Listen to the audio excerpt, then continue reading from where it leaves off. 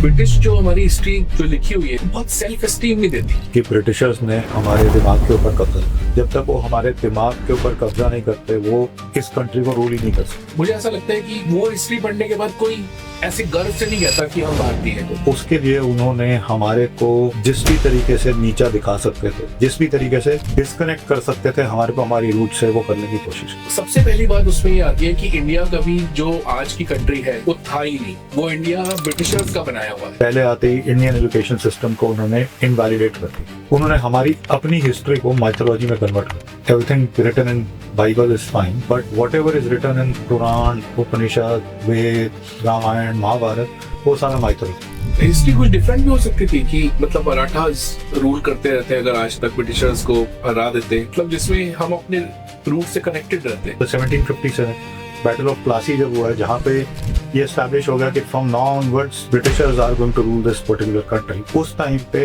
Things were in balance between Hindu domination, Islamic domination had reduced to around 300 square kilometres around Delhi. That's it. जब हम अपनी history पढ़ते हैं हमें कहीं नहीं बताया जाता कि इंडस वैली सिविलाइजेशन और सनातन में लिंक। इसको आर्यन इन्वेजन थ्योरी कहते हैं बेसिकली, कि आप आए, आपने लोगों को मार दिया, उनके घरों को उजाड़ दिया और पत्थर के घरों को जोड़ करके आपने झोपड़ियां बना करके रहना शुरू कर दिया। So this is the level of thing. मान लो चाइनीज सिस्टम है, उसके अंदर एक ही पार्टी है, सीसीपी। चाइना बहुत पावरफुल हो गया तो दुनिया डरती है कि भाई ये सिंगल पार्टी गवर्नमेंट के हाथ में इतनी पावर, तो आज जी जिनपिंग के हाथ में बहुत पावर है। आउटसाइड पार्टीज जब आकर के आपके सिस्टम को डिस्ट्रॉय करती हैं तो उनकी समझ आएगी और उसके लिए आपको अपने डिफेंसेस प्रिपेयर करने, जो after a certain point in time हम लोग भूल। ये इस्लामिक इन्वेजन हो रहा है तो पृथ्वीराज चौहान के साथ वो जो जयचंद था, उसको ये समझ में नहीं आया कि ये जो है ये राष्ट्र के ऊपर हमला है। दलाई लामा का एक स्टेटमेंट है कि आई एम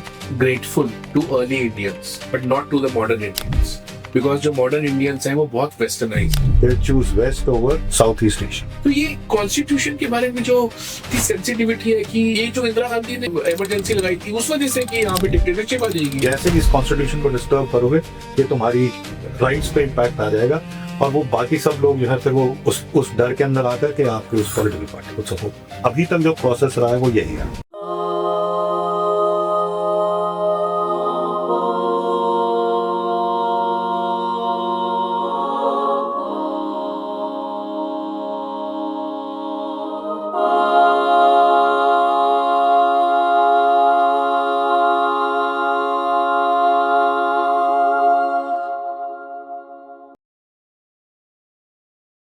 दोस्तों, welcome to another episode of Aaradhya by Tushar Kansal.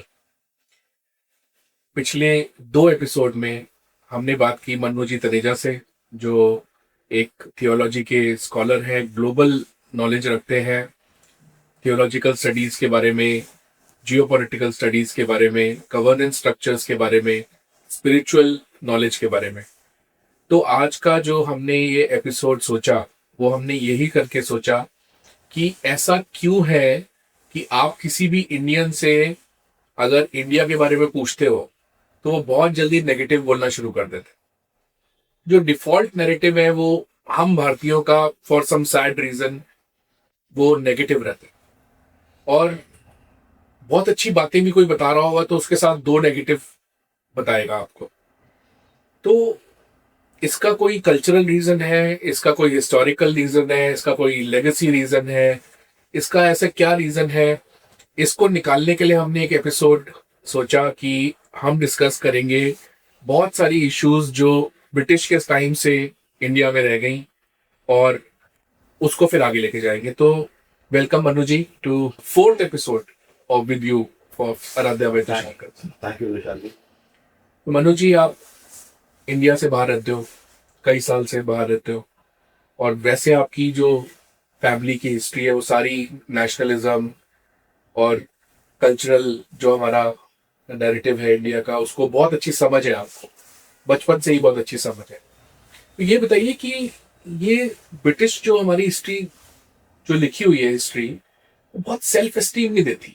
मुझे ऐसा लगता है कि मतलब वो हिस्ट्री पढ़ने के बाद कोई ऐसे गर्व से नहीं कहता कि हम भारतीय हैं, लेकिन ये हिस्ट्री बुक्स बहुत मैटर करती हैं। तो ऐसा लगता है कि शायद ये हिस्ट्री ब्रिटिशर्स ने लिखी है, ये मतलब किसी प्राउड भारतीय ने नहीं लिखी। तो सबसे पहली बात उसमें ये आती है कि इंडिया कभी जो आज की कंट्री है वो था ही नहीं। वो इंडिया ब्रिटिशर्स का बनाया हुआ है एक रीजन। तो आप इसके बारे में कुछ बताइए कि ये सच है कि इंडियंस डिफॉल्ट नेगेटिव बोलते हैं इंडिया के बारे में, इंडियन हिस्ट्री जो है वो ब्रिटिशर्स की दी हुई है, और जो इंडिया है वो आर्टिफिशियल कंस्ट्रक्ट है। तुषार जी, आपकी बात बिल्कुल ठीक है कि ब्रिटिशर्स ने हमारे दिमाग के ऊपर कब्जा करा। जब तक वो हमारे दिमाग के ऊपर कब्जा नहीं करते वो इस कंट्री को रूल ही नहीं कर सकते। तो उसके लिए उन्होंने हमारे को जिस भी तरीके से नीचा दिखा सकते थे, जिस भी तरीके से डिस्कनेक्ट कर सकते थे हमारे को हमारी रूट से, वो करने की कोशिश की। उन्होंने हर तरीके से, जिस तरीके से खेल खेला जा सकता था उस तरीके से खेल को खेला।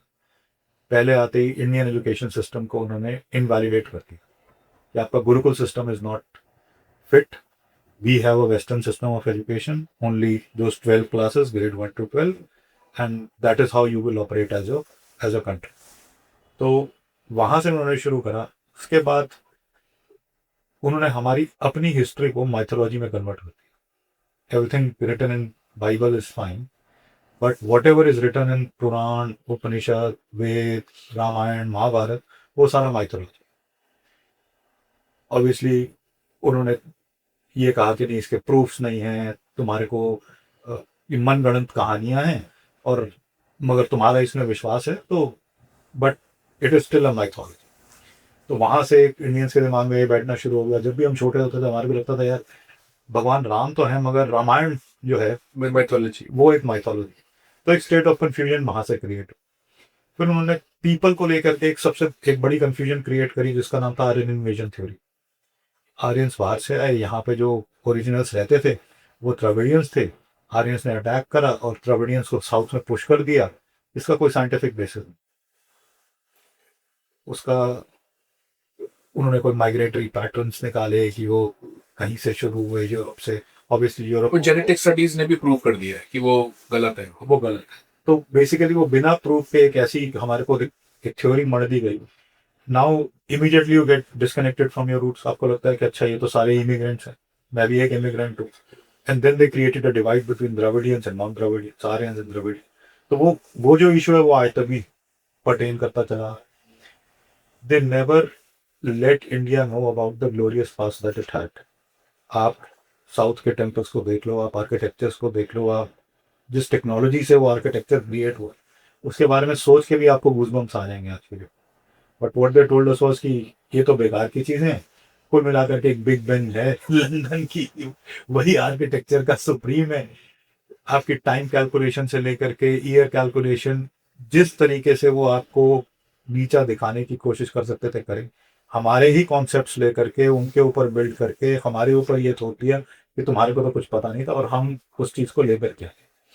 तो एक ऐसा उन्होंने नरेटिव क्रिएट करा जिसके अंदर इंडियंस बुरे तरीके से फंसे। हमारे को हमारी लैंग्वेज पे ही प्राइड नहीं है। हमारी लैंग्वेज तक वो कहीं ना कहीं से इम्पोर्ट हुई है। सोर्स कहीं से लैटिन और रोमन इन्होंने निकालने शुरू कर दिए। तो हमारे को लगा कि यार हमारा अपना तो कुछ है ही। हम आए भी बाहर से हुए हैं। हम कुछ, हमारे पास वो गडरियों के गीत, जैसा कहते हैं वेदों को उन्होंने गडरियों के गीत बोल दिया। हमारे पास कोई ऐसी स्ट्रॉन्ग पॉलिटिकल पावर्स भी नहीं थी। हमने वर्ल्ड को कुछ दिया नहीं है, और कुल मिलाकर के यही जो वेस्ट से आया हुआ है वही जो है वो एक सुप्रीम रियलिटी है। उसी को हमने मानना शुरू कर दिया। अपने ही जो हिस्ट्री थी, अपनी जो रूट्स थी, उनसे धीरे धीरे करके डिस्कनेक्ट होते चले गए। तो वो आपकी बात बिल्कुल ठीक है। They used every tool available to themselves, either fictional और factual, just to create that aura about everything westernized is the real deal, and whatever you have is substandard. So better leave that and come to the western side. तो अगर इसमें history कुछ different भी हो सकती थी कि मतलब मराठास रूल करते रहते अगर आज तक ब्रिटिशर्स को हरा देते, या मुगल्स रूल करते, वो शायद एक अलग बात हो गई। मतलब कुछ अलग भी कुछ हो सकती थी हिस्ट्री ना, मतलब जिसमें हम अपने रूट से कनेक्टेड रहते। ऐसे कई सारे पॉइंट्स आए जिसके ऊपर ऑब्वियसली वो जो लैंडमार्क मोमेंट्स आते हैं, कभी किसी बैटल के अंदर आता है, कभी किसी सोसाइटी की लाइफ में आता है, 1857 जैसे। तो उसके अंदर कोई कोई डाउट नहीं है कि चीज़ें बहुत डिफरेंट हो सकती थी, एक डिफरेंट धारा चल सकती थी, एक डिफरेंट चीज़ निकल के आ सकती थी, इसमें कोई कोई डाउट नहीं है।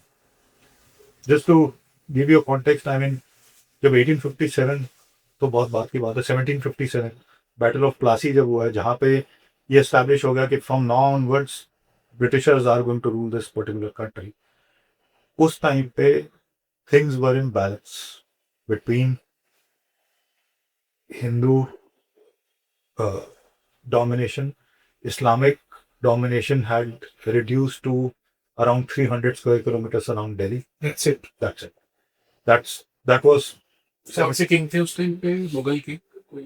मुगल, बेसिकली मीर जाफर और मीर अच्छा, कासिम अच्छा, की जो बैटल ऑफ प्लासी चल रही थी, बाकी सब अलायंसेस चल रहे थे।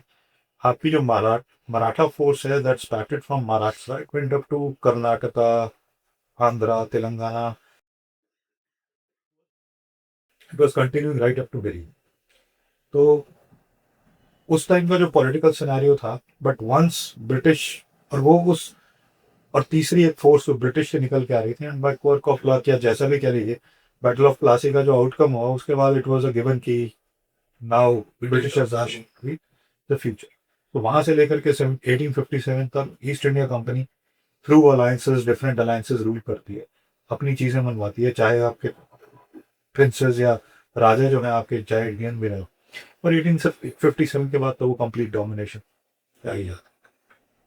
मनु जी, इसमें अभी जो लेटेस्ट स्टडीज आई हैं, वो इंडस वैली सिविलाइजेशन के ऊपर रोज नई न्यूज आ रही है, और आप देखोगे इतनी इन डेप्थ रिसर्च हुई है कि उसका जो एरिया था इंडस वैली सिविलाइजेशन का, वो पाकिस्तान जो आज का है उससे भी बड़ा था, और उसमें 3-4 रिवर्स का रोल था। इंडस का था, एक सरस्वती जो नीचे चली गई, और नर्मदा रिवर्स का रोल था।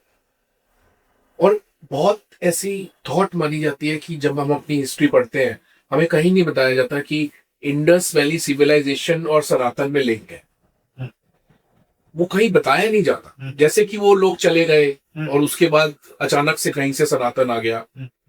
इसका क्या आपका व्यू है इस बार? ये जो इसको आर्यन इन्वेजन थ्योरी कहते हैं। बेसिकली ऐसा बोलते हैं कि जो हड़प्पन सिविलाइजेशन है, या इंडस वैली जिसको सिविलाइजेशन कहते हैं, ये इंडस वैली के अराउंड इवॉल्व हुई, और उसके बीच में से ही सरस्वती जा रही हैं। और उस टाइम पे एक कोई एक इन्वेजन होता है, और वो इस पूरी सिविलाइजेशन को वाइप आउट कर, कि बाहर से इन्वेडर्स आए। बाहर से इन्वेडर्स आए। और जो मोहनजोदाड़ो, उसका जो लिटरल मीनिंग है, it's a mound of skulls. तो वो एक माउंड ऑफ स्कल्स कहीं पे मिला, and that's how the conclusion was drawn कि ये कहीं से कोई बाहर से लोग आए और उन्होंने पूरी एक सिविलाइजेशन को इरेडिकेट कर दिया, जिसको इन्होंने बोला आर्यन इन्वेजन। और ऐसा कहते हैं कि उन लोगों के पास घोड़े थे और आयरन था। And the most ridiculous thing that they से इज कि इस इंडस वैली सिविलाइजेशन के पास, जिसने इतनी सोफिस्टिकेटेड सिटी बना ली, बड़ी सिटीज बना ली, they did not know how to use iron. Port बनाया होता लोथल में।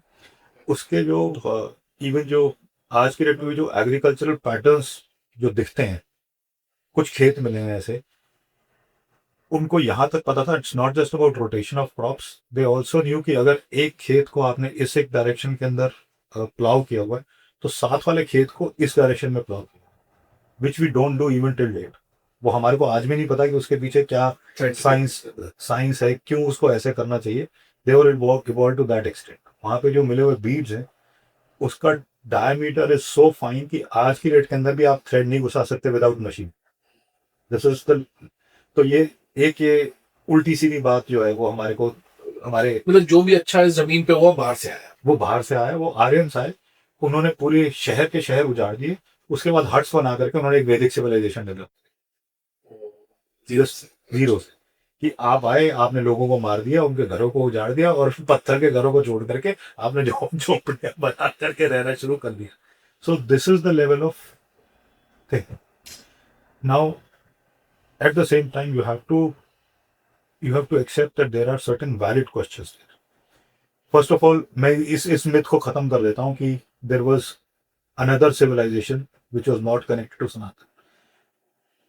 Seals after seals, proofs after proofs have been found. Pashupati seal, हाँ, पशुपति सील है, तो उस पे शिव जी का है, योगिक पोस्चर है, और उसका एक्सपेंस जो है, मतलब उनके जो ट्रेड रूट्स हैं वो यूरोप तक जा ही रहे थे, तो that's also established right. The problem that still needs a solution is the script. Decipher नहीं हुई. वो डिसाइफर कंक्लूसिवली नहीं हुई है. There are claims after claims that they have been able to decipher it. But till the time the government of India says authentically that this script has been deciphered, yeah, if there's a different reality to it, which means they were using a known script, then that's a different reality. But that's where Indian government needs to do a little more work and get to the bottom. ये हम देखिए, India में religion बहुत बड़ा word है, क्योंकि यहाँ पे असली में धार्मिक लोग हैं जो स्पिरिचुअलिटी को समझते हैं और भगवान को उस तरह से देखते हैं जो एक डेफिनेशन इंडिक कल्चर में रही है. लेकिन एक बहुत मीडिया का शोर मचता है जब भी रिलीजन वर्सेस द स्टेट की बात होती है, कि मतलब स्टेट और रिलीजन का क्या रिलेशन होना चाहिए. Correct. तो हमने हिस्ट्री बुक्स में पढ़ा कि यूरोप में सेपरेशन ऑफ चर्च और स्टेट की बात आई थी, और इस्लामिक कल्चर्स में तो कोई सेपरेशन की बात ही नहीं होती. वो तो कहते हैं भाई हमारे ही रिलीजन का ही किंग बनेगा, वो का तो कोई बात ही नहीं. तो ये जो इतना भ्रांतियां फैली रहती हैं धर्म और सरकार, धर्म और स्टेट को लेके, और इसमें बड़े सारे शब्द भी यूज होते हैं, थियोक्रेसी, डेमोक्रेसी, है ना. तो ये कैसे इसको लोग समझें कि मतलब क्या सच है और कैसे देखना चाहिए इसको. ये जो मिडीवियल एजेस हुई उसके अंदर इस्लामिक और क्रिश्चियन वर्ल्ड, यहाँ पे थियोक्रेसी चलती थी, ये हम सबको समझना चाहिए. विच मीन्स रूलर से ऊपर चर्च था, रूलर से ऊपर पोप था. So every Christian king that happened in Europe was ruling under church's authority. So whatever decrees were passed on by the church were to be implemented, and whatever rules were made by the church were to be implemented by so-called kings. So they ruled in the name of religion. Likewise in Islam, there used to be caliphs. हाँ, Right? They had to protect the religion. Even till the time of Aurangzeb, और जब तक वो Turkish empire के अंदर से caliphate को खत्म नहीं किया गया, till that point in time, every Islamic king was ruling under the name of खलीफा. इसको कहते हैं theocracy. After French revolution which happened in Europe, उन्होंने कहा कि ये रिलीजन और स्टेट को डिफरेंशिएट करने का मतलब ये है कि जो किंग है या जो भी इलेक्टेड रूलर होगा, democracy was a little bit afterwards, तो ये जो इलेक्टेड रूलर होगा वो गवर्नेंस जो है it will be independent of churches influence, which means church will not define how a state should be run, उसकी इकोनॉमिक्स कैसे रन होनी चाहिए, उसकी पॉलिसीज क्या होनी चाहिए. यहाँ तक बात बिट ये वेस्ट के अंदर और इस्लामिक वर्ल्ड के अंदर यहाँ तक हमारे को समझ में आता है, स्पेशली क्रिश्चियन वर्ल्ड के अंदर ये जो separation. But at no stage the Christian world has given up their king. Even today there is a king in Europe में भी है, यूके में भी है, correct. They still, स्पेन में भी है, पोर्चुगल में भी, even though there is a notional king, there is a autocracy that has because been they maintained. want to protect the religion basically. And secondly, they have not disassociated themselves from the religion. They have accepted that elected democracy will not work as per the religious guidelines, but still they take their oath on Bible. वो अपने आप को right wing parties है जी, openly Christian party, Christian nationalist, Christian conservative, Islamic countries अपने आप को Islamic country है जी, है. मलेशिया है, इंडोनेशिया है, सब में डेमोक्रेसी है, सबके अंदर वोटिंग होती है, but they still say that they are Islamic country. So they have a very clear notion about this is what governance is, this is what religion is, but the state will protect the state religion. उसके grants भी जाएंगी उनके लिए, अगर आपको church बनाना है, आपको मस्जिद बनानी है, उसके लिए भी गवर्नमेंट ग्रांट देगी, सब वो सब वहां का जो स्टेट रिलीजन है उसके लिए किया जाए। ये जो कंफ्यूज्ड फिलोसफी हमने अपने कॉन्स्टिट्यूशन के अंदर डाल दी in the name of secularism, that every religion is equal and there is a certain level of what do you say in the name of discrimination, या जो भी कह लीजिए, there will be special grants given to minority. इस तरीके से हमने अपने गिल्ट को इम्बाइब कर रहे हैं, बाइस कर लिया वेस्टर्न गिल्ट जो होता है। और जबकि हमने तो कुछ बुरा किया भी नहीं किसी। Correct, by definition India is a secular country, and it is because of Hindus. Since Hindus are inherently secular, that is why. पर ये तो बड़ी गाली देते हैं कि इंडिया में हिंदू नेशनलिस्ट गवर्नमेंट है, हिंदू नेशनलिस्ट गवर्नमेंट है, लेकिन इनकी खुद की कंट्री में वो तो जो जेडी वैंस है, यूएस के वाइस प्रेसिडेंट, वो ओपनली रैली में बोलते हैं कि आई विश की मेरी वाइफ जो उषा वैंस है वो हिंदुइज्म से क्रिश्चियन में कन्वर्ट हो जाए। ओपनली बोलते हैं। तो पर जब भी यहाँ पे बीजेपी की बात आती है तो ये कहते हैं हिंदू नेशनलिस्ट है, जैसे कि कोई बहुत बड़ा पाप कर दिया हो हम लोगों ने। वो उनको पता है कि left will eat it up, left will liberal, और वो जो कंफ्यूज्ड इंडियन माइंड है, that will eat it up, मतलब दे विल लैप इट, हम खुद ही लैप कर लेंगे उसको। और correct, how is it possible कि बांग्लादेश में ओपनली लिंचिंग हो जाए and there is no approach? कुछ भी नहीं, किसी कंट्री ने कोई स्टेटमेंट नहीं, कोई स्टेटमेंट। लेकिन जो बांग्लादेश के स्टूडेंट लीडर का मर्डर हुआ तो जितनी एम्बेसीज थी बांग्लादेश में उन्होंने स्टेटमेंट दी डिनाउंसिंग द एंड सेइंग कि ये as if they are very concerned about that. लेकिन उसके बाद जो लिंचिंग हुई उसके ऊपर कुछ नहीं। और इंडिया में हिंदूज ने रिलीजन को लेकर के तो कभी लिंचिंग करी। आप लिंचिंग करोगे तो क्या करोगे? ऐसा थोड़ी है कि कोई एक सनातनी आर्य समाजी को पकड़ करके लिंच कर ले, या कोई आर्य समाजी किसी राधा वल्लभी को पकड़ के लिंच कर ले। वहां तो हजारों रिलीजन है, हमें कोएग्जिस्ट करना आता है, हमें साथ में रहना आता है। हमारी वो इनग्रेन्ड है, वो that respect for other religions is so ingrained in us कि to the extent of suicide तक। अच्छा मनु जी, ये बताइए कि राष्ट्र और गवर्नेंस का जो सिस्टम होता है और जो पॉलिटिकल सिस्टम होता है, इन तीनों में क्या रिलेशन है? और इंडिया तो पार्लियामेंट्री डेमोक्रेसी अम्बेडकर जी के उसमें बनाई हुई बनी है, तो इसमें क्या आपस में क्या रिलेशन है इन तीनों चीजों? राष्ट्र जो है ना वो बेसिकली एक सेट ऑफ कॉमन प्रैक्टिसेस हैं जो आपकी थ्रू द सेंचुरीज और थ्रू मिलेनिया इवॉल्व कर जाते हैं। आपका एक रहने का तरीका बन जाता है।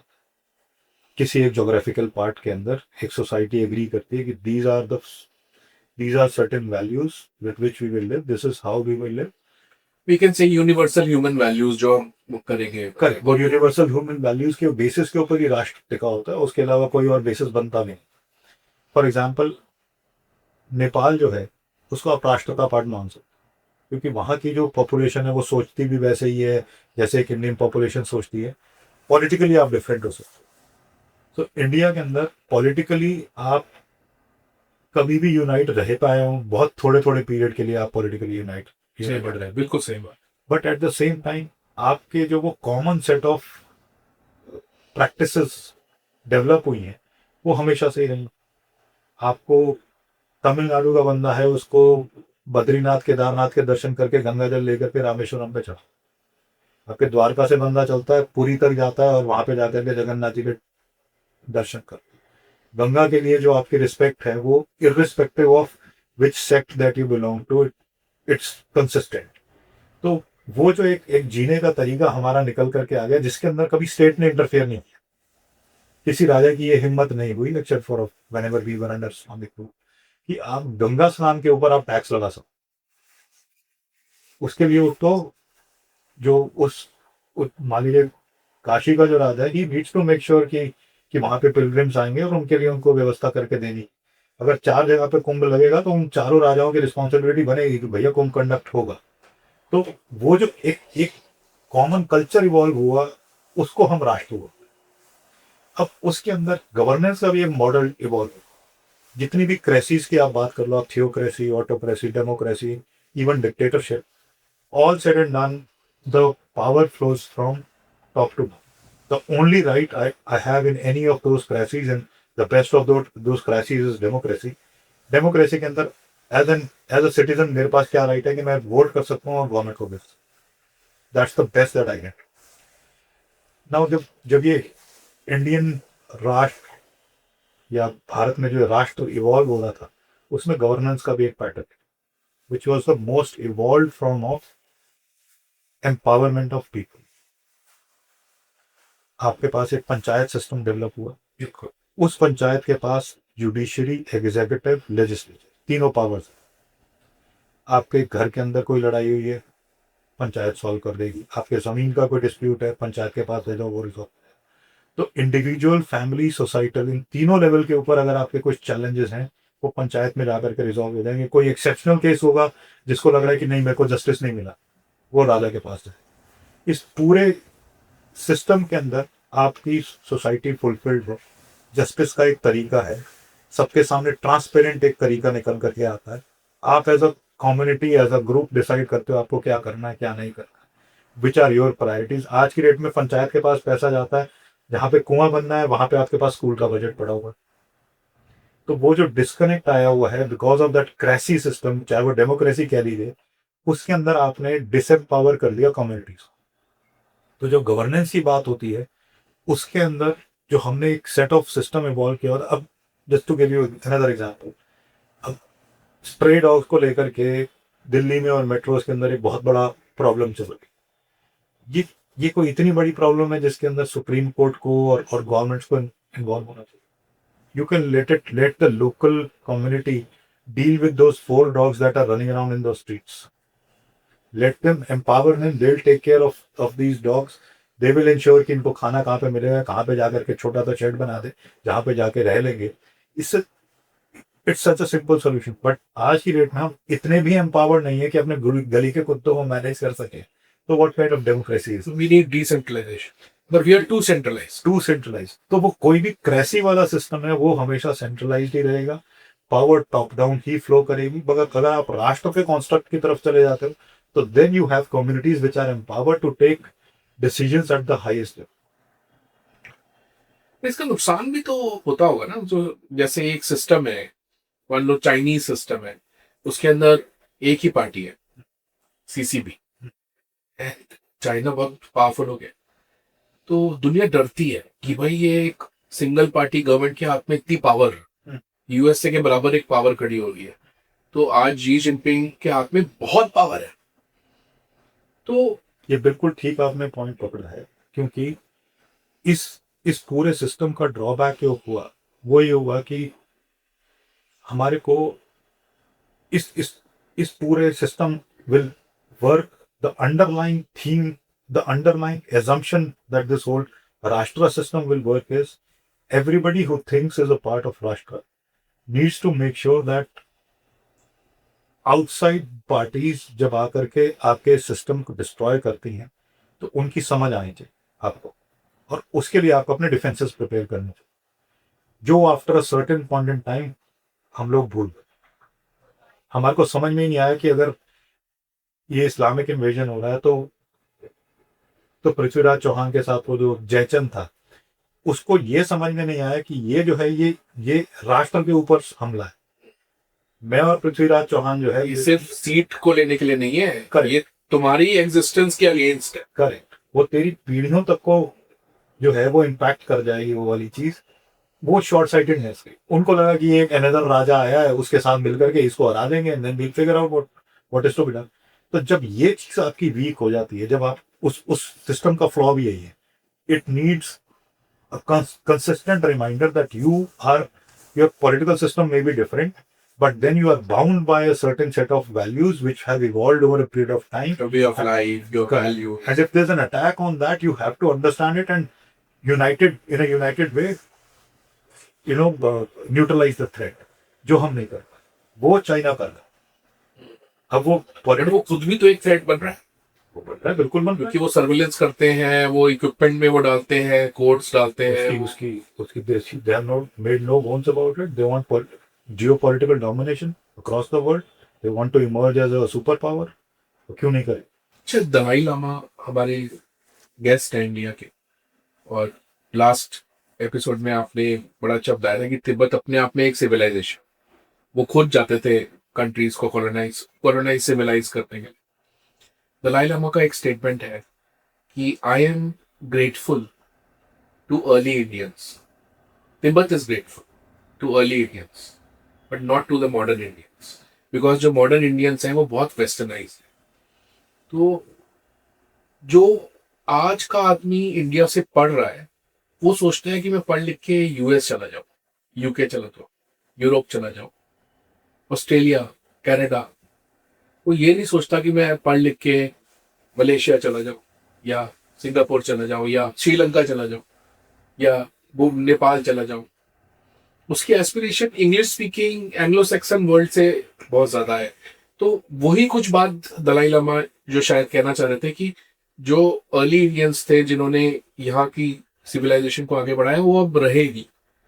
We are too westernise. तो इसके बारे में क्या नहीं, मेरे को ये लगता है कि first of all Dalai Lama is not a guest, Dalai Lama is one of us.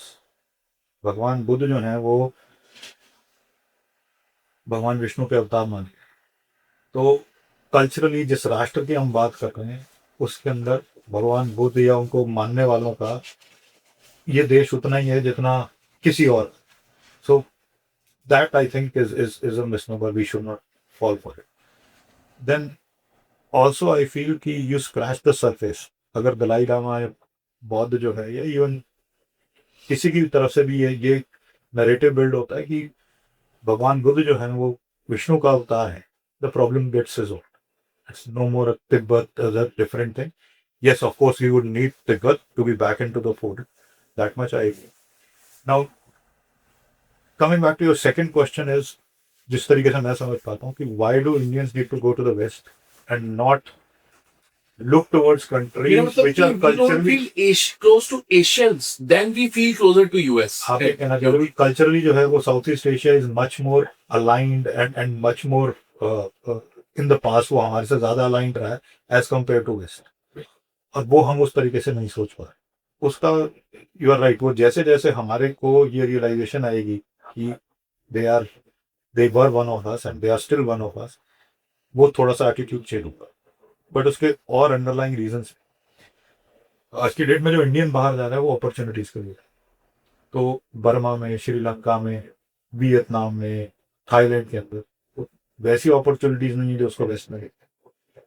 That Indian who's going out is going out with a single focus कि मेरे को better economic opportunities. They'll choose West over Southeast Asia. And I think over a period of time, if India emerges stronger, then the situation will be reversed. And if India is जिस तरीके का India का core है, India जिस तरीके का जो हमारा बेंट ऑफ माइंड है, कलेक्टिव बेंट ऑफ माइंड है, अगर वो एक रियल पिक्चर सामने आती है, then you see the reverse flow happen, which means all these South East Asian countries which should have a natural affinity to India will have that affinity, and these people will start coming to India just like in the days of Nalanda and Dakshina. Okay. ये दिन आना मुश्किल ही तो है मनु जी, क्योंकि हम तो हम अपने जो जिन चीजों के बेस पे हम एक सिविलाइजेशन कंट्री बने वो तो हमें स्कूल में पढ़ाई नहीं जाती। तो जो आज का बच्चा है वो तो वेस्टर्नाइज ही है ना, तो वही कंप्यूटर्स, फिजिक्स वो सब पढ़ती बड़ा हो रहा है। मैं उसमें अब शिफ्ट करूँ और वो शिफ्ट जो है बहुत तेजी के साथ है। And I said last time the tipping point for me, जो ये मैंने शिफ्ट जिसके बाद मेरे को बिल्कुल क्लियर हो गया, that was the Mahakumbh experience. इस बार when 60 crore people across the world come take a dip in a particular place in a particular river, और with तो वो जो कल्चरल रूट्स हैं वो आपको बड़ा क्लियरली दिखती है कि वो कहीं ना कहीं अक्रॉस जनरेशन सोई हुई थी, अब वो इमर्ज कर गई है। अल्टीमेटली पॉलिटिक्स को सोसाइटी के आगे बाउ डाउन करना ही पड़ता है। The more pressure you create, अब वही वाले पॉलिटिशियन सक्सेसफुल होंगे जो इस लाइन ऑफ थॉट के होंगे, जो आप देख ही रहे हो। BJP is in the government for the last 11-12 years now, और जितनी जल्दी पॉलिटिशियंस इस चीज को रियलाइज करेंगे कि this is what Indians want, this is what the society wants, the political process will align itself to the pace of the social change that I am seeing, और अगर इसी डायरेक्शन के अंदर इंडियन सोसाइटी आगे बढ़ती चली जाएगी, I don't think it's a matter of much. जो 2047 की जो बात चल रही है ना, I think not just economic, क्या कहते हैं उसको, economic revival of India, cultural revival of India should also happen by that. Okay, तो आपको लगता है कि कोई एक टाइम आएगा जब वैदिक क्लासेस हुआ करेंगी स्कूल्स में? 100%। अच्छा। 100। वैदिक क्लासेस आप एक सेंस आप उन वर्ड्स के अंदर अडॉप्ट ना करो, आप दूसरे वर्ड्स में अडॉप्ट करो, बट आज की डेट में भी even going without words, you will find so many projects, Gurukul projects, which have started to mushroom in India. The core of that is आपको नौकरी नहीं करनी, आपको entrepreneurship करनी। अच्छा। Right? You can, and there are now universities having thousands of students in that Gurukul Paddhati, learning Upanishads, learning Vedas, learning our way of life, but not groomed for so-called vocational studies, but being groomed as entrepreneurs. ये सुन के बड़ी खुशी हुई कि मतलब आपको लगता है कि एक दिन आएगा जब हम जिस सेंस में हम सनातनी हैं उस सेंस में दोबारा सिविलाइजेशन बनेगी और वो लर्निंग से इन्फ्लुएंस होंगे। अच्छा, एक क्वेश्चन, वो आप बाहर रहे हो बहुत साल पहले, इंडियंस को ब्लेम किया जाता है एक चीज के लिए कि पब्लिक सेंस नहीं है इंडियंस। मतलब आप देखो, अभी मैं एक वीडियो देख रहा था पटिया का, थाईलैंड का, वहां वीजा ऑन अराइवल हो गया, अब वहां पे लोग मिसबिहेव कर रहे हैं, चिल्ला रहे हैं, होटल पे खड़े होकर रिसेप्शन पे कूड़ा फेंक रहे हैं। मतलब ये जो पब्लिक सेंस में इनसेंसिटिविटी है कि आज एक आदमी को एक्सीडेंट हो गया तो आप खड़े होकर देख रहे हो, तो ये कैसे जाएगी? ये सिविक्स की बुक्स पढ़ी है हम सबने, उससे नहीं गई। नहीं, वो ड्रिल डाउन ही करना पड़ेगा, एजुकेशन सिस्टम के अलावा कोई और तरीका नहीं। और हमारी हालत तो वहां तक इतनी बुरी है कि हमें आज तक भी ये समझ में नहीं आया कि पब्लिक टॉयलेट्स को कैसे यूज किया जाता है। You get into any public toilet and you see, और उसका बहुत बड़ा रीजन एक इलिटरेसी भी है, हमारे जो इन जनरल पॉपुलेशन है। इसमें जापानी लोग ना बच्चों को पहले सालों में पढ़ाई नहीं कराते, सिर्फ पब्लिक सेंस सिखाते हैं, तो ऐसा कुछ करना पड़ेगा। बिल्कुल, वो बिना एजुकेशन करिकुलम के अंदर प्रैक्टिकल्स करवाए हुए आप इस कंट्री में इनग्रेन, यार 2014 के बाद जाकर के हम टॉयलेट बनाने की बात करते हैं। अब यू सी द कंट्री बैठे हैं, बट वो एक पॉइंट ऐसा है जिसके ऊपर एज एन इंडियन बहुत ही हाथ खड़े हो जाते हैं लोगों के। मतलब सही में कोई आदमी कहता है ना भाई मेरे को इंडियन ना कहे, वो तब जब कोई और इंडियन को ऐसे बिहेव करते देखता है ना, ये बिल्कुल ही। अब सिर्फ अप मार्केट जगह है जहाँ पे आप टॉयलेट्स को फ्री देख सकते हो। कि एक और बहुत इंटरेस्टिंग एस्पेक्ट है, आप यूएस में जाओगे ना, तो यूएस के अंदर घर के अंदर क्लीनिनेस नहीं, घर के बाहर स्पिक एंड स्पैन। इंडिया के अंदर घर के अंदर घुसते ही क्लीननेस बिल्कुल टोटल, मगर घर से बाहर निकल। अच्छा, एक ना कॉन्स्टिट्यूशन की बात करते हैं हम, सिंस हम राष्ट्र की बात कर रहे हैं, पॉलिटिकल स्ट्रक्चर्स की बात कर रहे हैं। वाजपेयी जी बहुत नई नई चीजें पब्लिक में बताया करते थे, लोगों को पता भी नहीं होती थी कि ये भी एक चीज है। तो उन्होंने बोला कि हम कॉन्स्टिट्यूशन को रिव्यू करेंगे और एक कमेटी बिठाई, और कांग्रेस वालों ने इतना शोर मचाया कि वो इलेक्शन इशू तक बन गया था। उन्होंने बोला भाई कॉन्स्टिट्यूशन लिखा गया, एक डॉक्यूमेंट लिखा गया तो एक टाइम के हिसाब से लिखा गया, अब वो टाइम बदल गया। तो फ्रांस तो 10 बार चेंज कर चुका है अपना कॉन्स्टिट्यूशन, तो हमें रिव्यू तो करना चाहिए ना किसी डॉक्यूमेंट को। 1400 पेज का डॉक्यूमेंट बना रखा है। तो अभी अयोध्या के देखो राम मंदिर बना तो सबके, तो बीजेपी को क्रेडिट मिला, मोदी जी को क्रेडिट मिला। अयोध्या का बीजेपी का उम्मीदवार एक स्टेटमेंट दे गया कि संविधान को चेंज किया जाएगा, उस पे वही इलेक्शन आ गया अयोध्या में। तो ये कॉन्स्टिट्यूशन के बारे में जो सेंसिटिविटी है कि ये जो इंदिरा गांधी ने इमरजेंसी लगाई थी उस वजह से कि यहाँ पे डिक्टेटरशिप आ जाएगी, उसका बेसिकली एक सेक्शन ऑफ पॉलिटिशियंस है जो डर पे थ्राइव करता कि अगर कॉन्स्टिट्यूशन चेंज हो गया तो एक सर्टेन सेगमेंट ऑफ सोसाइटी के राइट्स इम्पेक्ट हो। तो अच्छा, तो वो जो सेक्शन में बांटा हुआ है सोसाइटी को, कास्ट, क्रीड और रिलीजन, ये तुम्हारी राइट चली जाएगी और तुम्हारी राइट चली जाएगी। जैसे ही इस कॉन्स्टिट्यूशन को डिस्टर्ब करोगे ये तुम्हारी राइट्स पे इम्पैक्ट आ जाएगा, और वो बाकी सब लोग जो है फिर वो उस डर के अंदर आकर के आपके उस पॉलिटिकल पार्टी को सपोर्ट। अभी तक जो प्रोसेस रहा है वो यही है. But my honest opinion here is Constitution is for us. We are not for the Constitution. It is a document dedicated to us, by us, prepared by us, for the people, by the people. यही है ना. तो अगर ये document मेरे लिए है तो मैं इस डॉक्यूमेंट के लिए जिंदा नहीं. अब 75 साल हो गए इस डॉक्यूमेंट को फोर्स में आने में. जब ये डॉक्यूमेंट बना था तो एक सोसाइटी की एस्पिरेशंस, एक कंट्री की एस्पिरेशंस थी, जिसको ध्यान में रख करके उस डॉक्यूमेंट को बनाया गया. उसका पूरा, उसके बेसिस पे पूरा गवर्नेंस का मॉडल बना, उसके बेसिस पे लेजिस्लेचर बना, जुडिशरी बनी, एग्जीक्यूटिव बना, ये कंट्री कैसे रन होगी ये डिसाइड होगा. 75 साल बाद जाकर के भी मेरे को हक नहीं है ये इवेल्युएट करने का कि उस डॉक्यूमेंट के थ्रू जो मेरी एस्पिरेशंस फुलफिल होनी चाहिए थी वो फुलफिल हुई हैं. At least this is something that I owe to myself कि एक बार को तो बैठ करके न्यूट्रली सोचूं तो सही कि हम 75 साल पहले कहाँ थे और आज 75 साल बाद उस डॉक्यूमेंट के दम पे हम कहाँ पर पहुंचे हैं. उसके अंदर रिवीजन होनी चाहिए या नहीं. उसने मेरी economic, social, spiritual, societal, cultural aspirations को फुलफिल किया या नहीं. उसकी वजह से प्रॉब्लम ज्यादा हुई है या सॉल्यूशन ज्यादा. उसकी वजह से डिवीजन ज्यादा हुई है या इंडिया कनेक्ट ज्यादा हुआ. मैं ये नहीं कह रहा, मैं कोई उसके अंदर जजमेंट नहीं दे रहा, बट कम से कम बैठ करके कहीं पे कोई डिबेट तो करेगा, कोई डिस्कशन तो करेगा. कहीं पे आकर के इस कॉन्स्टिट्यूशन के बारे में सोचेंगे तो सही. या हर समय वो फियर साइकोसिस ही चलता चला जाएगा और पॉलिटिक्स गवर्न करती चली जाएगी. That's my only opinion. जी जी, वेल सेड, वेल सेड. अच्छा, एक बात और करते हैं मनु जी कि जुडिशरी का देखो, अब लोगों को रियलाइज हो रहा है कि जुडिशरी कितनी बड़ी, अभी तक रिफॉर्म नहीं हुई. जिस तरह से बहुत सारी चीजें हो रही है रिफॉर्म, बट जुडिशरी शायद नहीं हुई. अब इसमें एक मैं बड़ी ही स्ट्रेन सी बात मुझे लगती है कि एक जज की तनख्वाह 2 लाख रुपए है, लेकिन घर उसको फार्म हाउस टाइप का मिला हुआ है, 15 नौकर मिले हुए हैं. करेक्ट.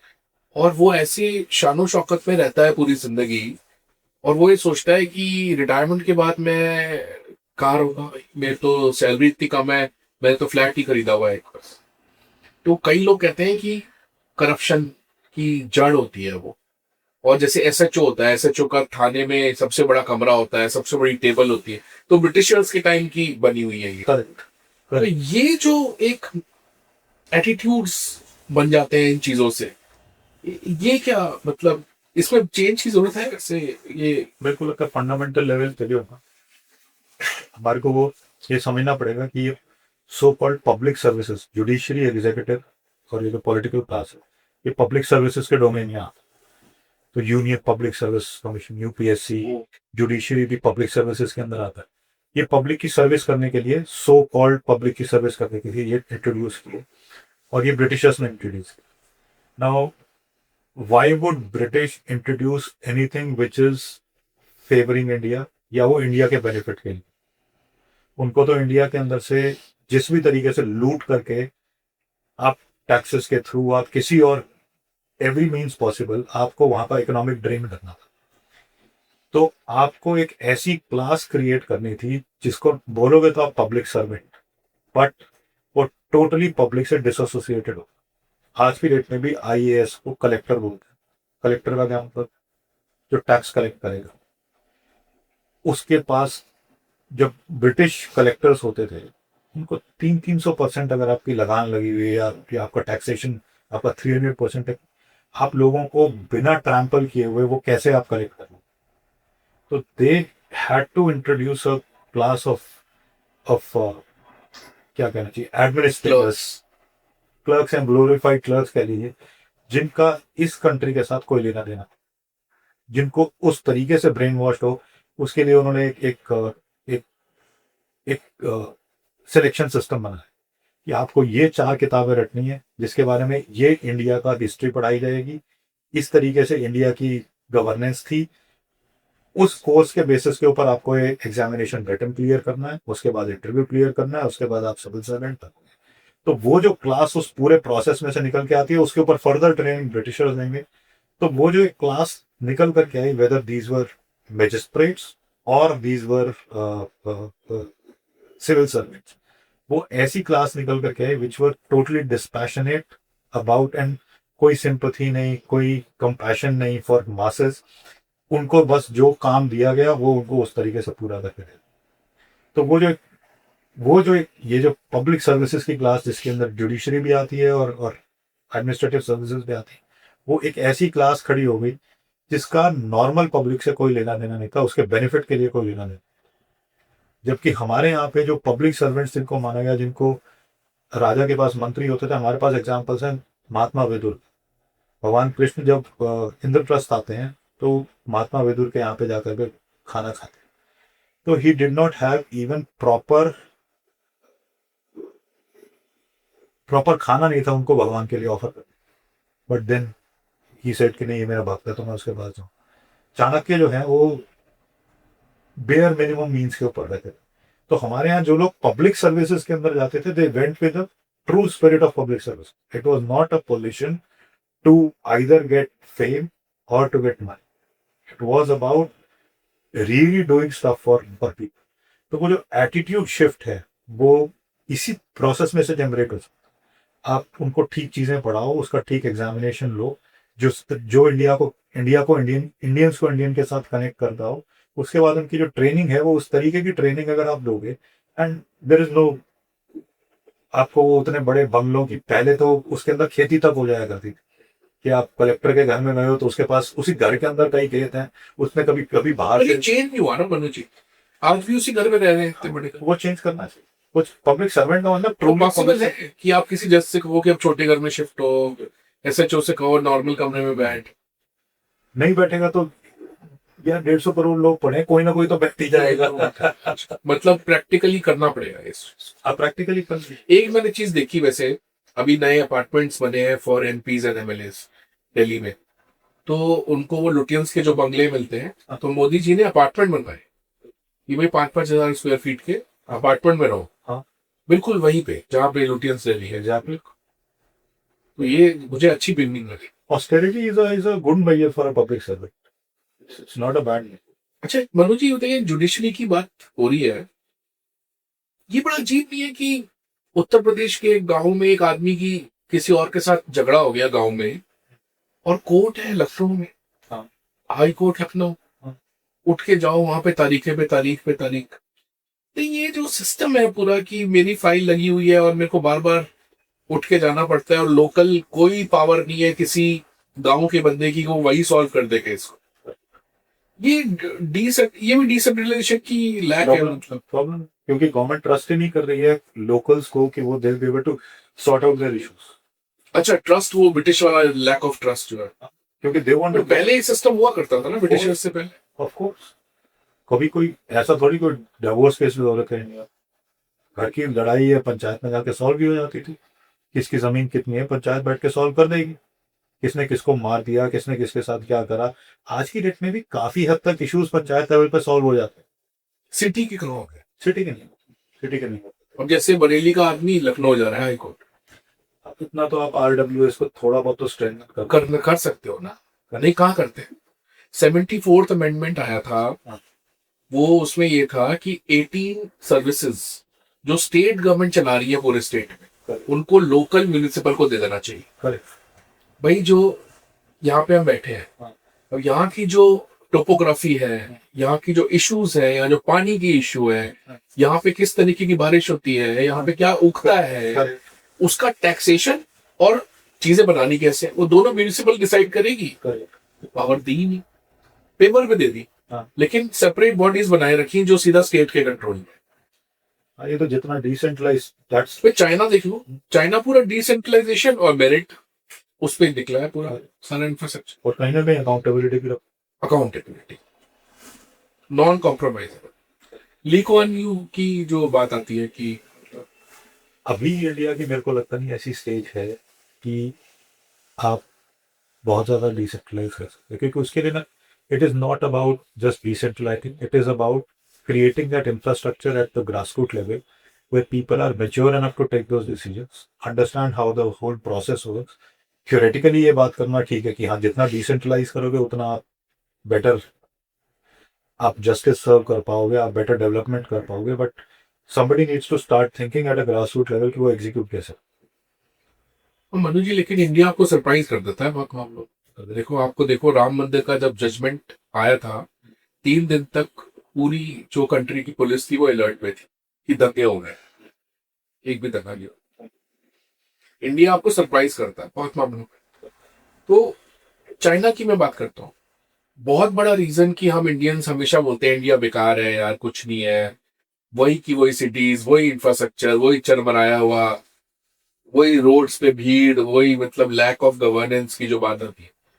चाइना ने इस चीज को चेंज कैसे किया कि उन्होंने म्युनिसिपल कॉर्पोरेशंस को स्ट्रेंथन किया और उन्होंने कंट्री का फोकस कि भाई कंट्री किस चीज की तरफ एफर्ट कर रही है, building an infrastructure matching the west, even better than the west. उन्होंने उस पे अपना पैसा लगाया कि फोकस वो है। पर इंडिया का जो जीडीपी आउटपुट वो है, वो सिटीज के इंफ्रास्ट्रक्चर पे फोकस नहीं है। मतलब कुछ मामले में इंफ्रास्ट्रक्चर में काफी कुछ हुआ है, रोड्स बनी है, रेल्स बनी है, बट सिटी का इंफ्रास्ट्रक्चर वो म्युनिसिपल के पास पावर्स ही नहीं है।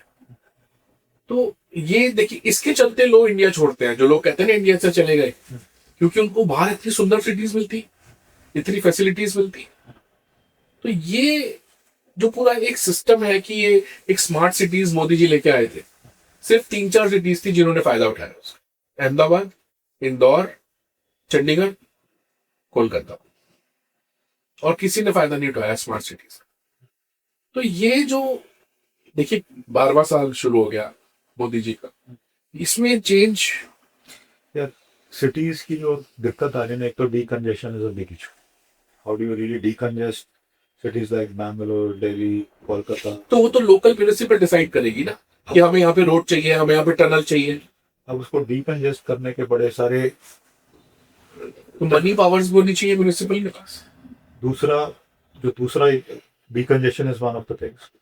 जो दूसरा ड्रॉबैक है वो सिटी प्लानिंग के हिसाब से सिटीज इवॉल्व नहीं। दिल्ली का मास्टर प्लान बना, जब मोहन ने बनाया था, वो मास्टर प्लान पता नहीं कहाँ पड़ा। Outer ring road was suppose to be the outer boundary of Delhi. अब outer ring road is like वो तो दिल्ली के बहुत अंदर आ चुका है। वर्टिकल ग्रोथ कहाँ पे हो रही है, लाल डोरा कहाँ पे इवॉल्व कर गया, कहाँ पे आपकी झुग्गियाँ डल गई। अब उसके बेनिफिट्स भी हैं, उसके ड्रॉबैक्स हैं। You get cheaper services.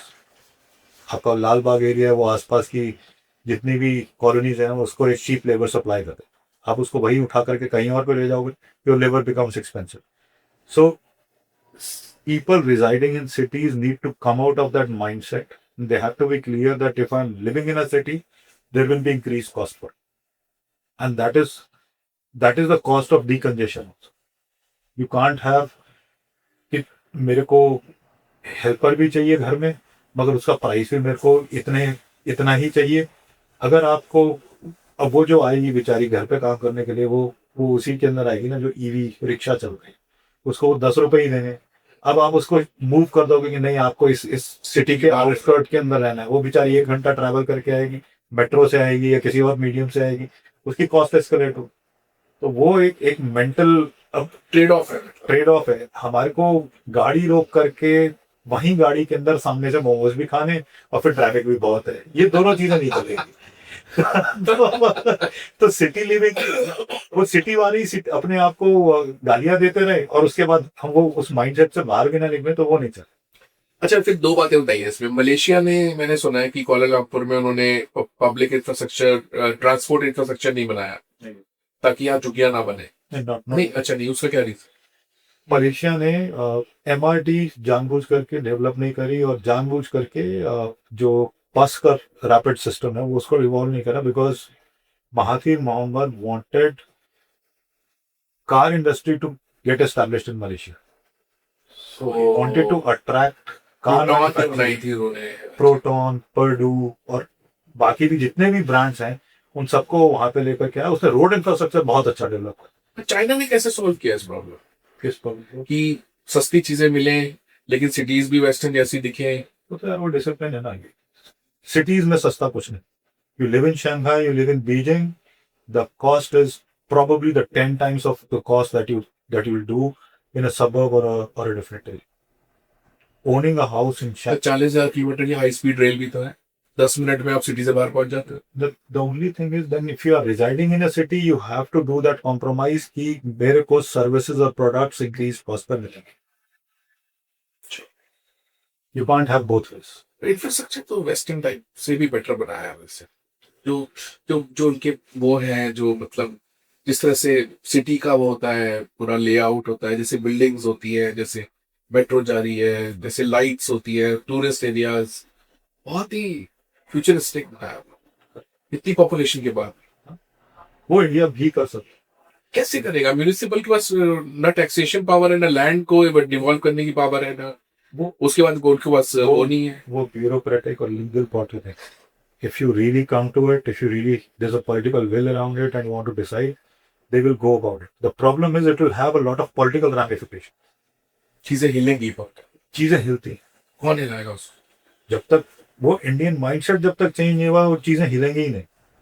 The moment you start removing khumchewalas, the moment you start removing jogi jogris, dogs from the street, dogs from the streets and all that, it creates. फिर आप एक जो body बनी है उसकी power लेके आप उसको नीचे दे रहे हो, तो ऑपोजिशन जुडिशरी सिस्टम आपके कंट्रोल में ऑपोजिशन के नहीं। हाथ में मुद्दा आता है. ऑपोजिशन उसको भड़काएंगे कि यार ये तो आप this is a anti poor government. Then आप जैसे डीकंजेस्ट करने पे आओगे, आप जैसे इंफ्रास्ट्रक्चर बिल्ड करने पे आओगे, आप जैसे ही लैंड एक्विजिशन करने के ऊपर आओगे, तो ये सब होगा.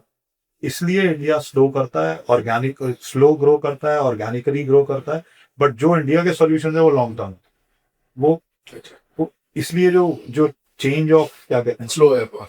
जो चेंज मैनेजमेंट है जो इंडिया में बहुत स्लो तरीके से चलता है, बिकॉज बहुत धीरे धीरे लोग एक्सेप्ट करते हैं. अच्छा यार, तो मेरी एक और थ्योरी है इसमें।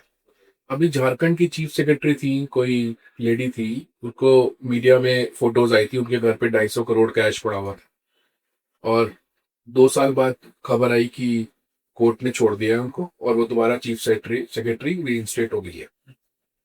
तो मेरी ये थ्योरी है कि आप चेंज मैनेजमेंट अगर लगाने चाहोगे तो उसमें लोग हिलेंगे, कोर्ट केस करेंगे, कोर्ट सीरियस नहीं है इंडिया के बारे में। मेरे को वो भी सुनने को. कैसे? देखो ना, चीफ सेक्रेटरी को छोड़ दिया।